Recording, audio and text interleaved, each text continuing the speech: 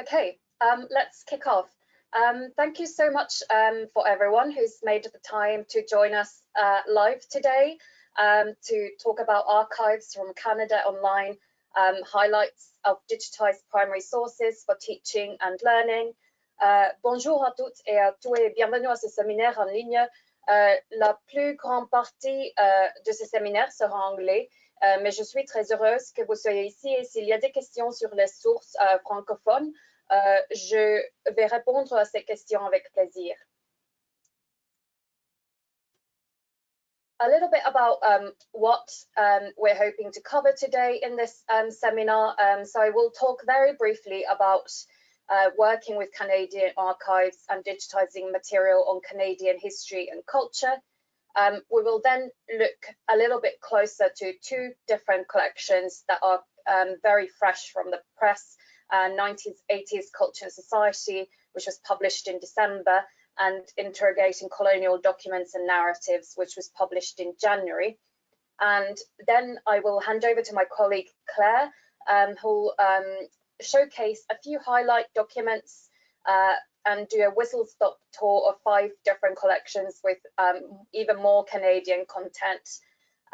I'll talk a little bit about if you had wanted to publish your own archives, and then hopefully we'll have right at the end lots of time for questions as well.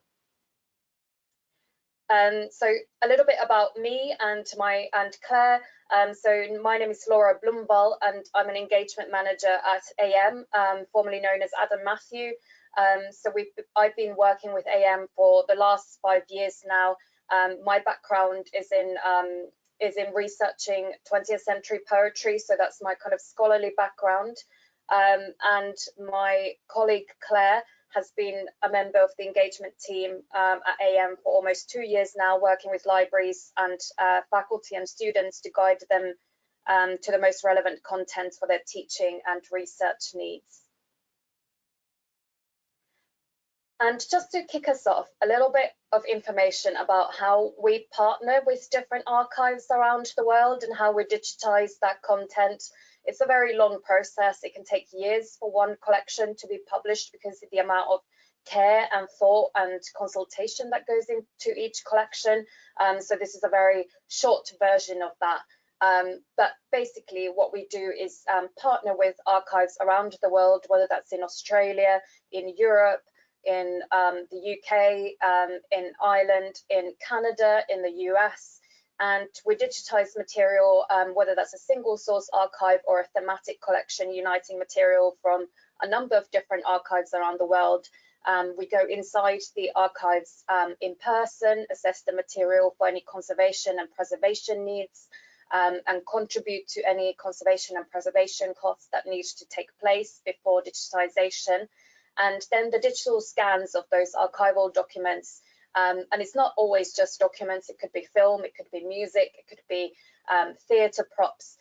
Those come back into our offices, and we have a team of editorial assistants that goes through each and every scan in person to check it for image quality, to add additional indexing and metadata.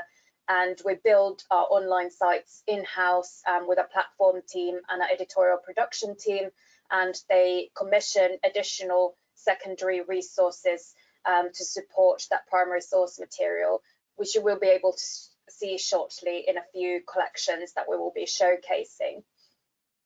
And over the years, we're really proud to have worked with many of Canada's really brilliant libraries and archives and museums to make their materials available online to the scholarly community as well. So we've collaborated with a dozen institutions in Canada to date over kind of 20 years in digital publishing. So these include the Buxton National Historic Site in Ontario, the Canadian Museum of Immigration at Pier 21, Glenbow Museum, Hudson's Bay Company Archives and the Archives of Manitoba, Library and Archives Canada, McMaster University Library, National Gallery of Canada, Sanctuary Wood Museum, University of Alberta and University of British Columbia. And we're really excited to be working with more institutions going forward as well. and we're really kind of grateful about all these partnership opportunities we have had. And as a consequence of all of these partnerships, our collections contain a real wealth of primary sources on Canadian history and culture, covering a wealth of subject areas, from gender studies to food history and to the history of medicine. And our rich, diverse and unique sources map a total of 5 different centuries of Canada's history and culture, and these really range from rare manuscripts on early European colonization and settlement to First Nation newspapers published in the 21st century. And you can see some of the kind of diversity of geographical periods and diversity of source types on this slide. So on the left-hand side, there's a handwritten letter written in the aftermath of the Battle of Quebec in 1759, which we digitised in our Colonial America collection from the National Archives in London. And there's also a black and white silent film from 1922, which comes from the British Film Institute, on Canadian ski jumping and the real thrills of super skiing leaps from 100 feet steel tower, providing spectacular ski jumping. And it's a very interesting silent film showing some people jumping successfully down from the tower and some people falling as they land on the snow, having a little bit of tumble. And this was digitized in our British Newsreels collection, which published last year.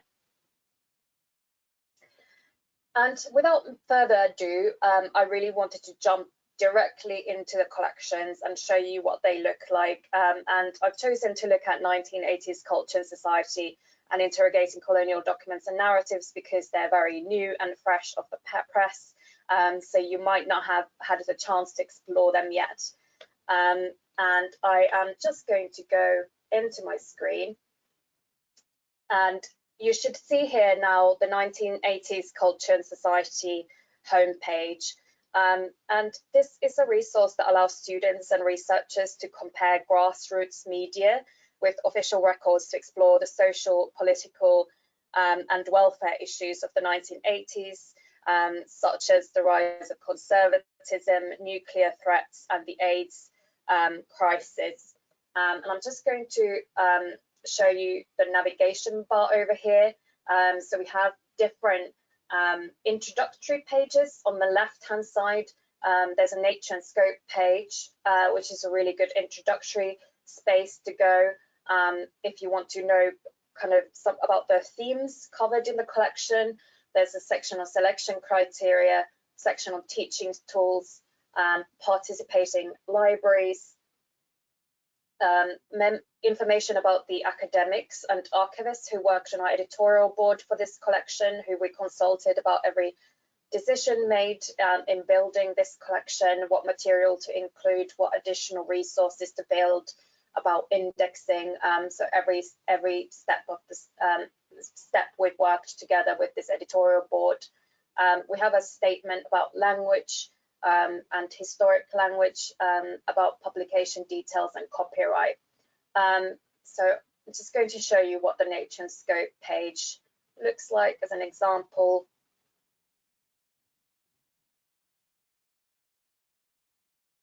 So what I think is really exciting about this resource is the ability to compare official narratives from the 1980s to activist grassroots organization narratives.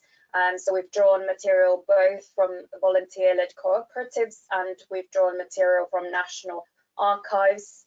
And you can read more about this on the nature and scope page. And in terms of the geographical spread, the collection spans the US and the UK with additional content from Australia and Canada. And one of the partners for this collection was Library and Archives in Canada. And the database is particularly rich in covering disability rights and the rights of First Nations in Canada.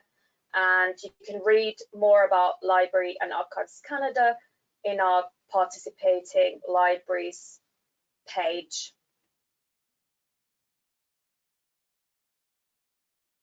And you could click on this hyperlink here and start exploring all of the material that's been digitized from Canada specifically. Then next to the introductory pages, we have the View Documents tab. This is where all of the primary sources sit. It's the real heart and soul of any AM collection. And it's been organized, as this is a multi-archive collection, it's been organized thematically. You can go to View All Documents and see an alphabetical list of every single source in the collection and start filtering and browsing that way. Or you can enter different themes from Black resistance movements to disability rights, feminism, indigenous rights, sexuality and identity, threat of nuclear war, and start exploring that way. And if I go to View All Documents, I'm just going to show you some of the filtering and browsing options to give you a sense of the range of the collection. So you can add data filters here if you were just interested in 1933, for example. 1983, you could use those year limits to narrow down your results. You can narrow down your results by document type if you were just interested in film content, or just interested in oral history, or just interested in photographs. You can use those document type filters. You can use the themes that we looked at earlier.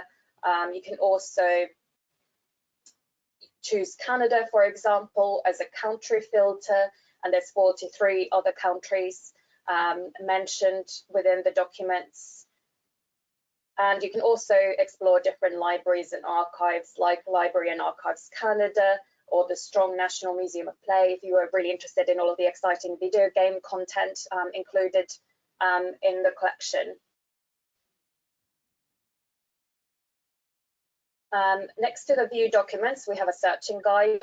So if you're a little bit newer to using databases and searching through archival material online, there's information about searching and filtering, especially how to find hidden narratives and the way in which historic language might play into your choice of keywords, how to find different people, for example, when you're using historical material, dealing with marginalized communities, how to find places, how to find events.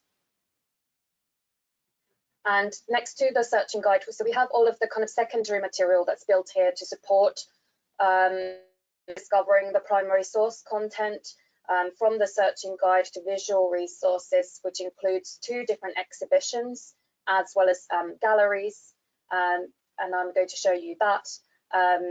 The visual resources material is also included in the View Documents section, so you could look at photographs over there, but we have also curated all of the visual material separately in case you have students who want to really start exploring the visual galleries, or an instructor wants to use those in the classroom. So I'm just going to go to the objects from the Strong National Museum of Play as an example. And you can see some of the really exciting and fascinating 1980s video game and culture, including Barbies and Pac-Mans and Apple computers and arcade games. So that's one way of exploring the visual galleries. And then we also have research tools over here. So there's thematic guides, they're guides to the archival collections, featured organizations, search directories, and academic essays and video interviews. So I'll show you this as an example. So you get interviews here to music, politics, and fanzines, for example. There's an essay on introduction to zines. There's an essay on the ONWA and the First Nations in Ontario and their newsletters from the 1980s. Material on anti-nuclear activism. And also another really useful one is the Guide to Archival Collections. If you're more interested in the different archival partners that have contributed, you can look at it here. So there's information here about Library and Archives Canada and what they have contributed, for example. But then in addition to navigating the sort, you can also start searching, entering different search words and searching that way. So I'm just going to search for the term wild tones. So 1980s culture and society is really rich on music magazines coming from Toronto and Ontario, relating to the rise of the punk rock garage movement in Ontario. And Wild Tones was one of the one of the first generation punk rock bands from Toronto. They were founded by Stephen Leckie, and you can see all of the results for Wild Tones over here. And I'm just going to click on this first one.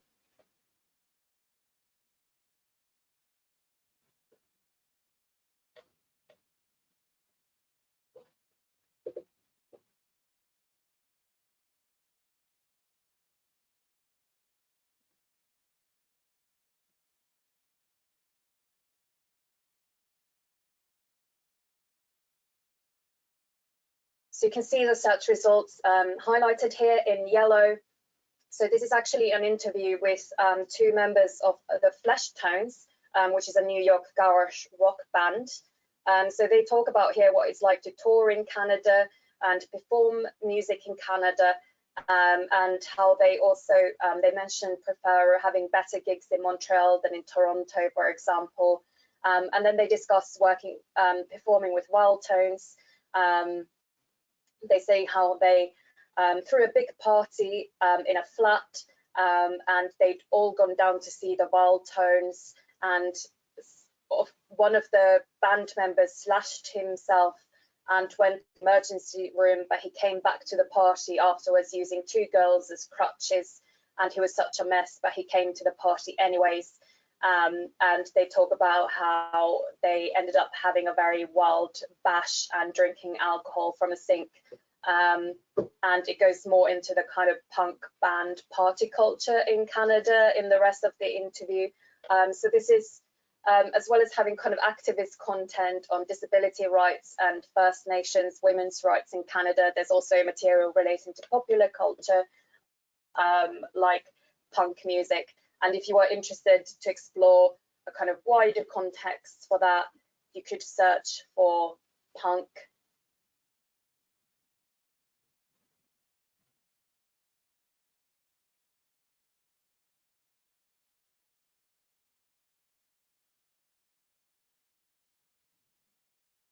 Which brings up all of the punk material from that references punk music or punk girl or punk sunbathing. But if we wanted to then narrow down to Canadian content, we can use that as a filter and press apply. And as you can see, it's quite a lot of magazine content because of the amount of punk magazines from Canada that have been included in the collection from Bowling Green State University.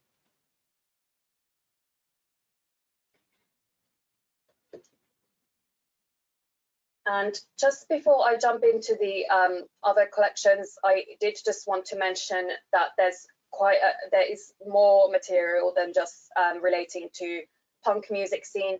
So there are also 1980s newsletters produced by the Canadian Legal Aid Clinic, now known as ARCH, Disability Law Centre, which advocates for the rights of people with disabilities. There's also newsletters produced by ONWA for the First Nations Women of Ontario, covering employment opportunities, grants and resources in the 1980s, and political movements alongside personal accounts, including food recipes and poetry. So a really kind of wide range of discourse around First Nation women. There's also issues of the Nuclear Free Press published in Canada quarterly, covering nuclear energy technology and policy and safe energy movements in Canada, especially in Ontario. And I'm now going to jump into our second collection, AM Research Skills, Interrogating Colonial Documents and Narratives. So we have archival collections like 1980s Culture and Society, We have also started to publish a suite of collections called AM Research Skills, which is a really kind of resource for content on building primary source literacy skills in students and giving teaching tools for instructors who want to include more primary sources in their teaching. So it includes primary sources, but it also includes source case studies, learning tools, instructor case studies, thematic source sets, and I'll go through these different types of material in a second. It started with AM Research Skills Foundations, which is really a kind of foundational module on really basic primary source literacy skills, how to do research in an archive, what are ethical considerations relating to working with archives, and there's lots of different case studies and learning tools. And we've just added in January a new module, which is focused on interrogating colonial documents and narratives. And this is really designed to develop students' primary source literacy and critical engagement with key topics, and work introducing key approaches and methodologies of working with colonial documents. It also includes content by academics working in Canada. It includes content on Canadian subjects and on sources from Canadian archives. And some of the highlights include a video interview with Dr. Max Hammond on using colonial sources to research histories of First Nations, with a particular focus on the Métis, a case study on researching the Cypress Hill massacre, and a case study of studying the environment and settler colonialism through maps and land surveys of a fur trader traveling from Hudson's Bay to the Red River. And what really excites me about these databases as well is how it will help not only students in arts and humanities, but also students in other departments taking classes to understand colonial history and to interrogate colonial biases, structures and lenses in our historical evidence of the past, and how that might make students better equipped to read information, evidence and sources critically, even after they leave university and go on to their post-university careers. So there's a little introductory page here on what is interrogating colonial documents and narratives. It explains the learning tools, some key concepts, understanding and using archives, source case studies and a list of all of them, instructor case studies, thematic source sets, and practice sources. If I go back and I go to the learning tools,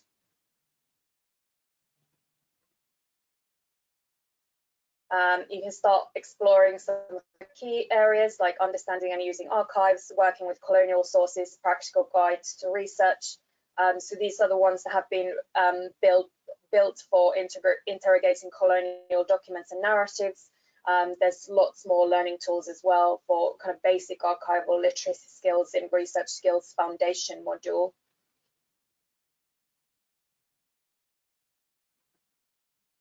If I go to source case studies, there's how to use historical sources to analyze Black bodies as sites of violence, how to use visual sources to understand African Black beauty, what can court-martial proceedings tell us about the experience of enslavement and the slave trade. And then here there's the Cypress Hill massacre case study, which is written by Dr. Max Hammond from the University of Northern British Columbia. And there's just a content warning here that this piece contains descriptions of violence. So there's a little abstract here explaining the Cypress Hill massacre and learning outcomes, initial steps and questions, the actual primary source. So if I expand the learning outcomes, there's a number here, for example, how to read multiple eyewitness sources about a singular event of colonial violence, how to examine colonial states dealing with informal violence against Indigenous peoples, and a number of other learning outcomes that students will be able to reach working through this case study. There's some initial steps and questions, like starting with how were these documents created and why. And there's a little introduction video with Dr. Hammond. You won't be able to hear this, but I just wanted to kind of play a little bit so you see the quality of the video. The Cypress Hills case study is a collection of documents that tell the story of a atrocity that took place on the colonial frontier. So he's really, Dr. Hammond is introducing the source here which comes from Glenbow Museum and how it arrived in the archive. And he gives a little kind of longer introduction to it throughout the video. And then you can actually look at the source itself over here, that's under discussion. And you can also launch it in a new tab. Then there's contextual information, source analysis questions, post-evaluation questions, notes, further resources, reading list, and bibliography. And then a suggestion of different related content that might help with this case study, like working with colonial documents, colonial violence in the archive, and Battle of Cypress Hills, the source, the actual primary source document.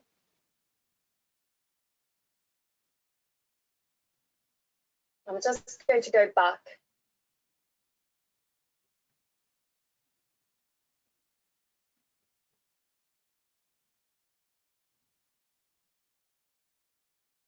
And show you the thematic source sets. So we have all of the practice sources listed under practice sources, but we have also had academics create a few thematic sets of sources that could be used by students in a comparative way. The thematic source sets are on colonial capitalism and British imperialism, representing colonial otherness, empire, and stories of migration. And if I clicked on something like the women and resistance in colonial societies, it will take me into the practice sources that have been curated on that theme. And you can start doing kind of comparative research with different primary sources, or assign different sources for different students to do their presentations on this if this was a topic for one of your seminars. But you can also, instead of looking at the thematic source sets, you can also go to practice sources.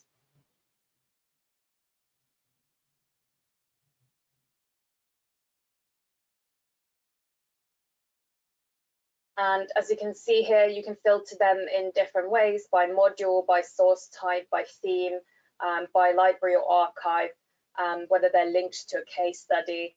And I could choose here, for example, Indigenous peoples and histories, apply that as a filter.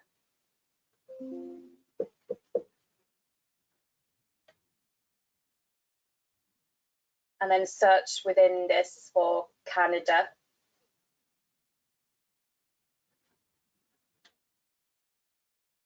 And this will bring me all of the different documents that mention and reference Canada that have been indexed to link to the Indigenous peoples and histories theme.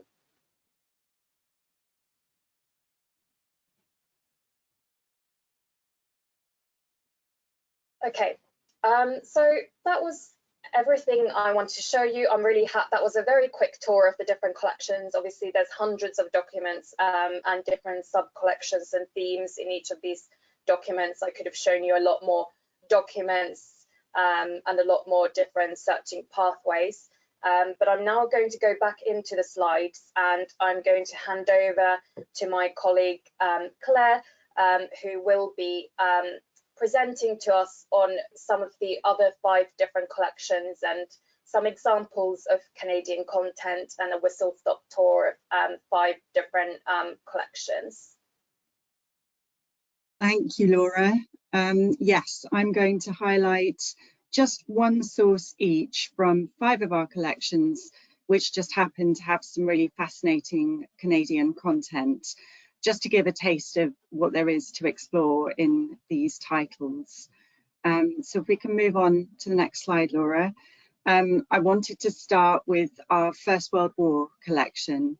So this is a multi-archive collection which has a really varied and extensive range of source material, which illuminates the experience of warfare from multiple different viewpoints and both sides of the conflict.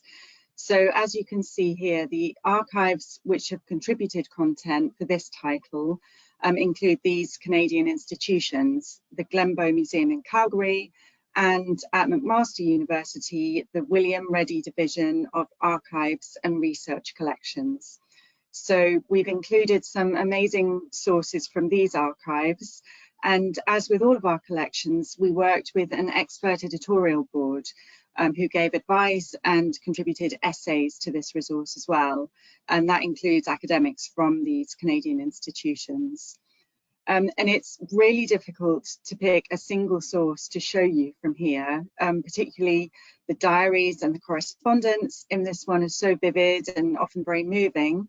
But the source that I've gone for, if we can look at that one, Laura, comes from a slightly more unusual subset of the material in this collection, and that is the sheet music for the many patriotic songs that were composed to raise morale around the war effort.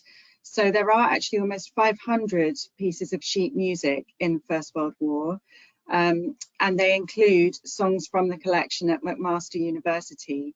And so that includes this one here, I Love You, Canada. And there are many more titles like We're from Canada, Boys from Canada. There's one called Take Me Back to Canada, and one called The Hearts of the World Love Canada. I think this is probably too small for you to read, but there are lines here that say things like, I love you, Canada, for you mean so much to me. I love your hills and valleys and your stately maple tree.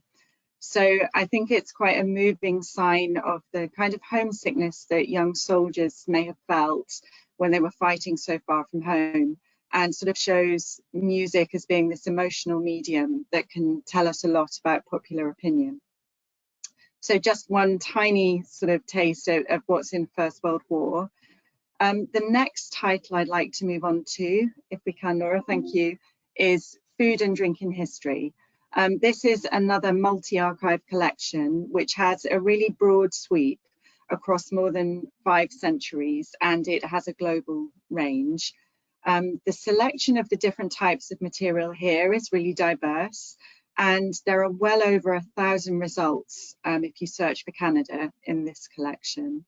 And in addition, the secondary resources here, which I know we've looked at in Laura's demo, include in this collection a video interview with Professor Geoffrey Pilcher of the University of Toronto. So the source that I've chosen to focus on, if we can look at that next, this one comes from a whole series of items from the Seagram collection, which is held by the Hagley Museum and Library. So what we're seeing here is a brand profile of the best-selling Seagram's VO brand of whiskey. And this item dates from either the late 1960s or early 1970s. We've opened it here at a page which describes the production process in this series of images. So the records of the famous Seagram company, which obviously was headquartered in Canada, they chart how it grew from this local whiskey distillery to being the largest owner of beverage lines in the world.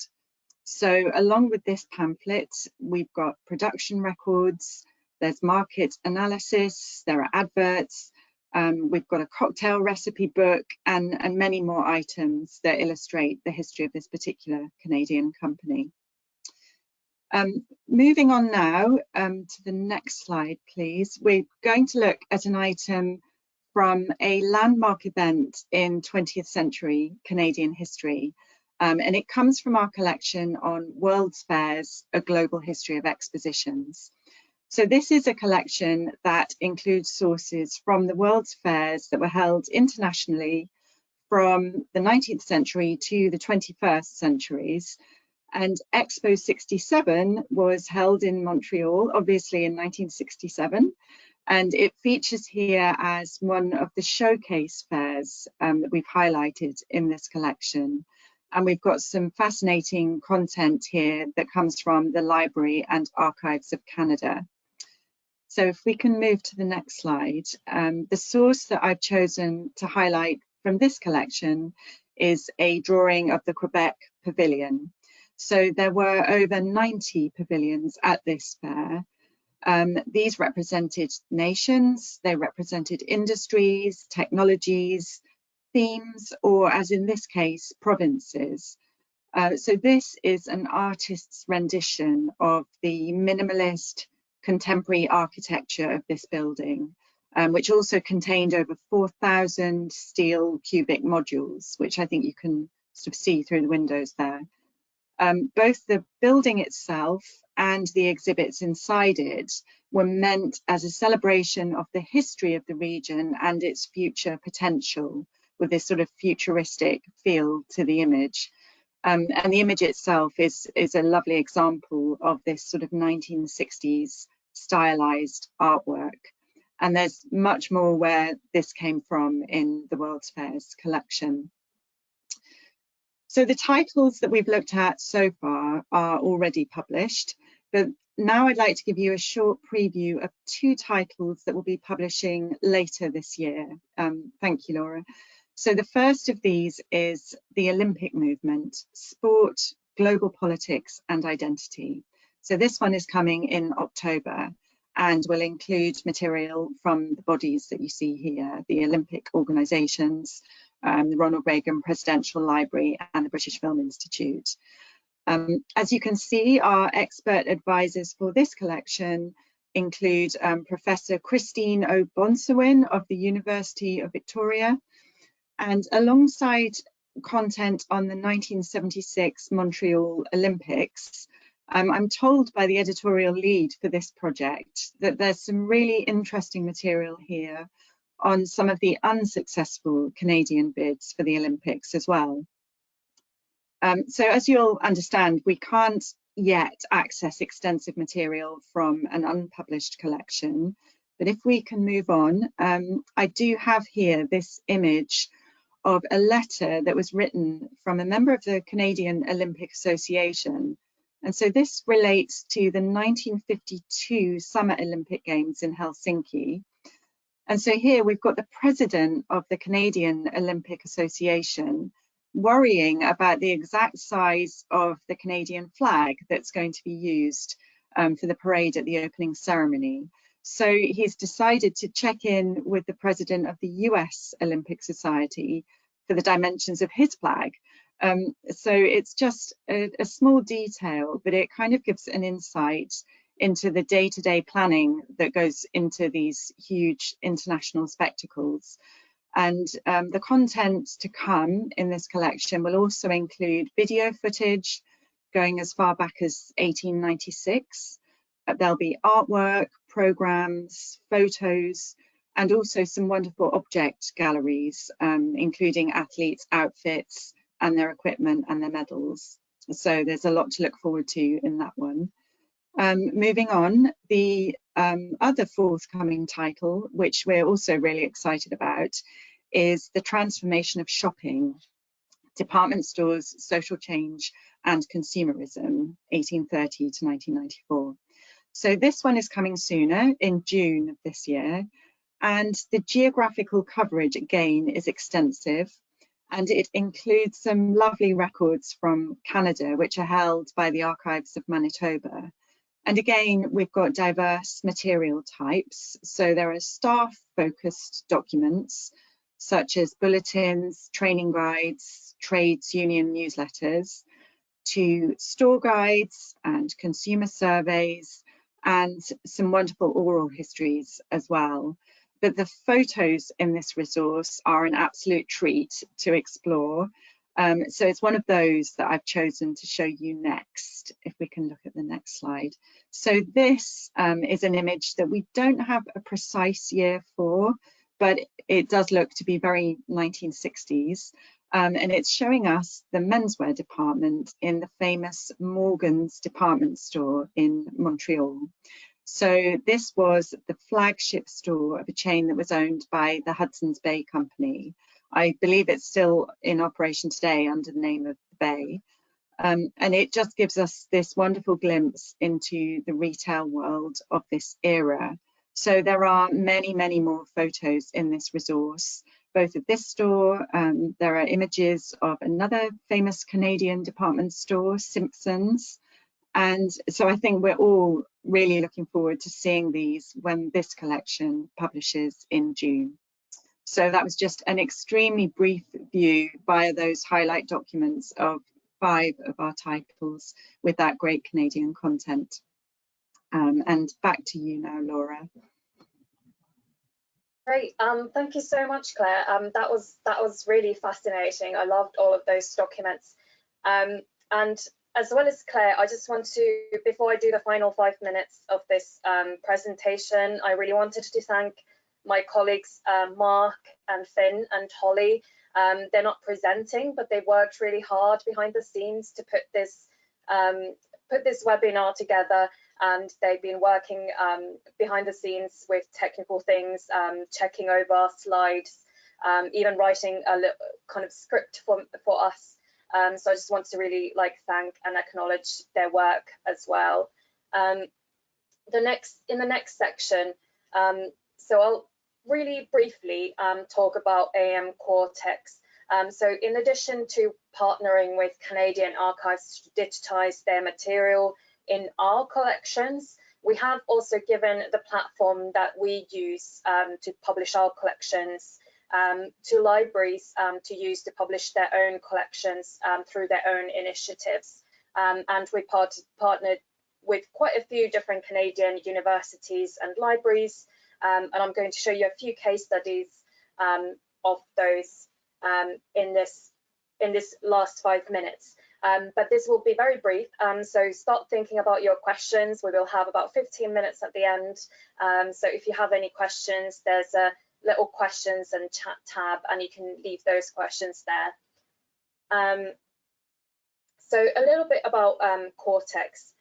So many of the collections I've just shown you have been built using AM Cortex, which is our digital collections platform that we've built in-house as an archival publisher to host archival material.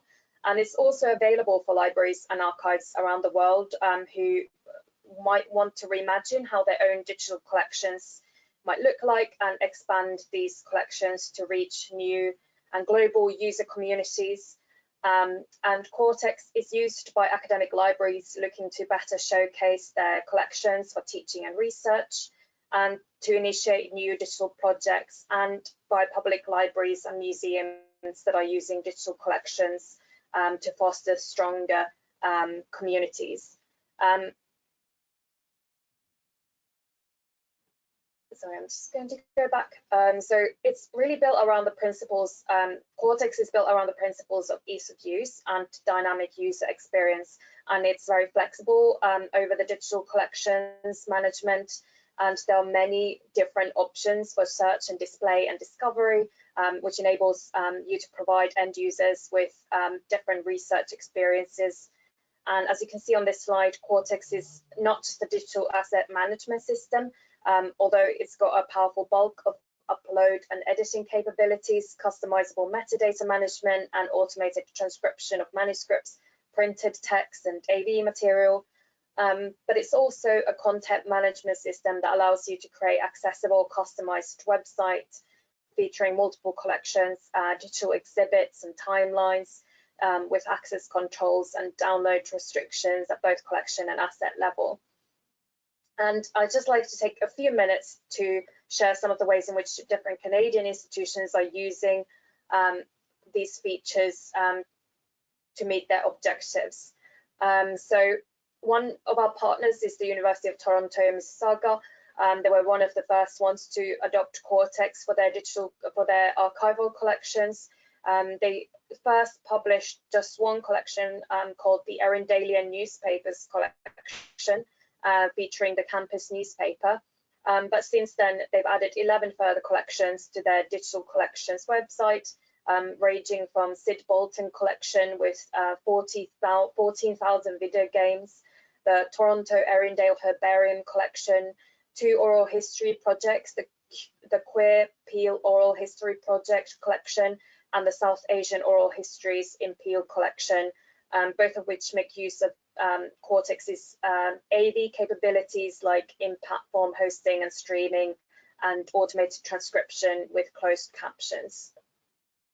And there's also the United Fruit Company Papers collection, which reveals the history of capitalism through the production and consumption of bananas.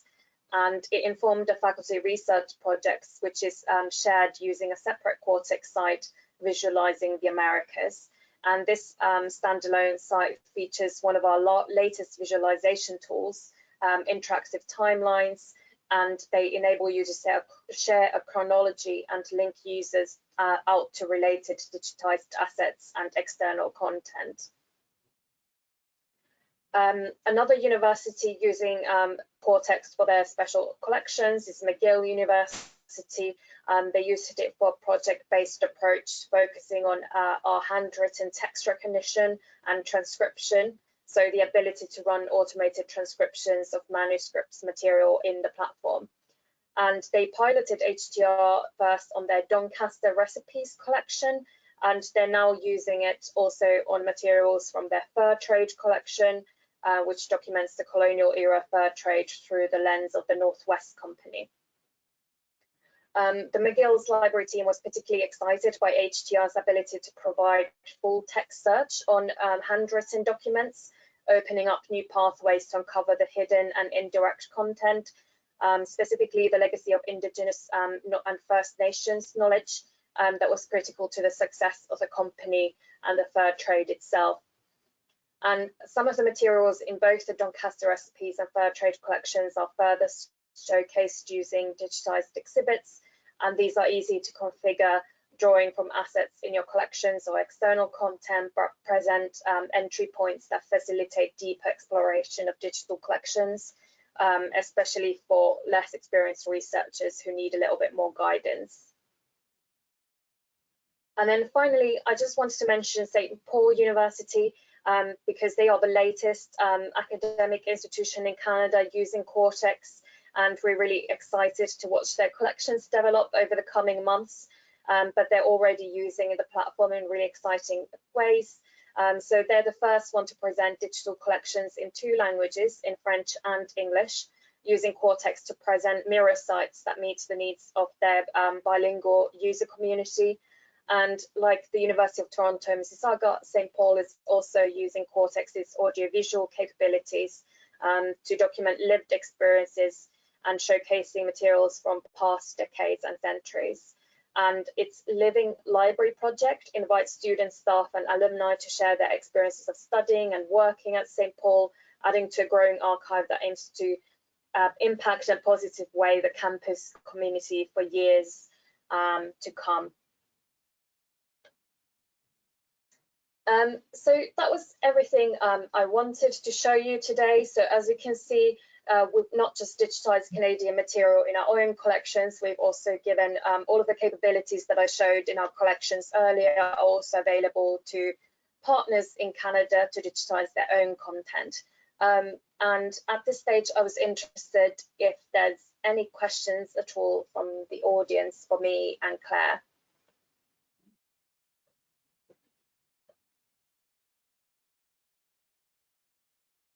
Just while people possibly think of questions and feel free to come up with them, we have had a couple which I could start us off with, Laura, if you're happy with that.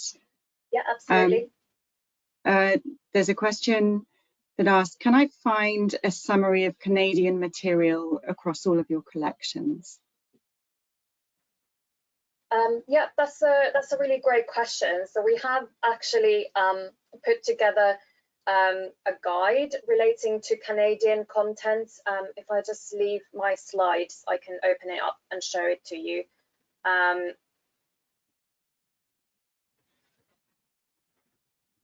So we have this guide called Digitizing Canada, called Highlights from AM Collections, which we've shared with many subject librarians, especially in Canadian institutions. And it just gives you a little bit of a summary of different collections and the different Canadian highlights included in them. And I'm really, if anyone's interested in this guide, I'm really happy to share this with anyone. I think it covers about 20 different collections. And I know some of our collections include a really huge geographical scope, so it might be useful to draw out the Canadian content and sub-collections in different collections. And sometimes there are collection titles like Colonial America, which might kind of hide the fact that it's actually got quite a lot of content of British colonialism, not just in the United States, but also in Canada. So the aim of this guide is to really highlight Canadian content within our collections, and I'm really happy to share that with anyone who might be interested.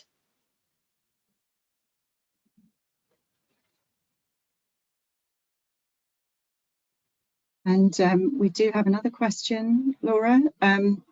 Is there any French language material within your Canadian content?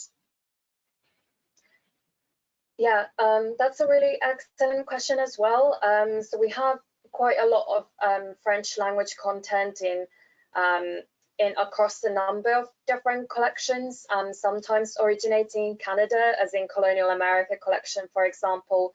But we also have French language content from Bibliothèque Nationale de France. We have a new collection called African New Imperialism that includes lots of French language material. We have put a guide together as well on French language material from 3 different collections. That's kind of an Excel spreadsheet collating material from, I think it's spelled World's First World War and Colonial America. And again, I'm really happy to share that guide with anyone. And I'm also really, if you're interested in French language material from a specific geographical period, geographical region, or a specific time period, I'm really happy to guide to more French language content. I know quite a few of our databases have a majority of English language content, but we're really excited about including more foreign language content in the future. There's already lots of French language material in different collections, and we've worked with French language archives in the past, but we're also starting to publish collections that include more foreign language content than English content. So we have our first Spanish language collection coming out this year, and I'm really excited to see how our kind of work with foreign language archives will develop in the future. And as you saw with some of the universities that we've partnered with, they've made it possible to create French interfaces for their own collections, and also utilize handwritten text recognition for French language material as well, and publish their own French language archives using our platform. So we're really kind of excited about the opportunities to work with institutions to whom the bilingual element is really important.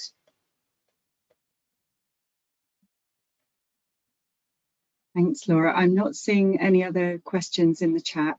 It's probably still just time to type something, but I think that's all we have for the time being. Okay, are there any final questions?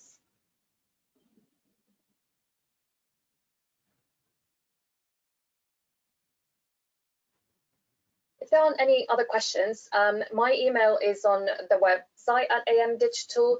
So if you go to our About section and meet the team, you can find contact details for both me and Claire. So we're really happy to be emailed at any time. And also we'll be following up with a recording afterwards. Again, I want to thank everyone for your time. Thank you for joining us for a whole hour to look at Canadian content and Canadian archives. It's been a real pleasure to speak to you today, and I hope you have a really lovely rest of the day and rest of the week and weekend as well. Thank you.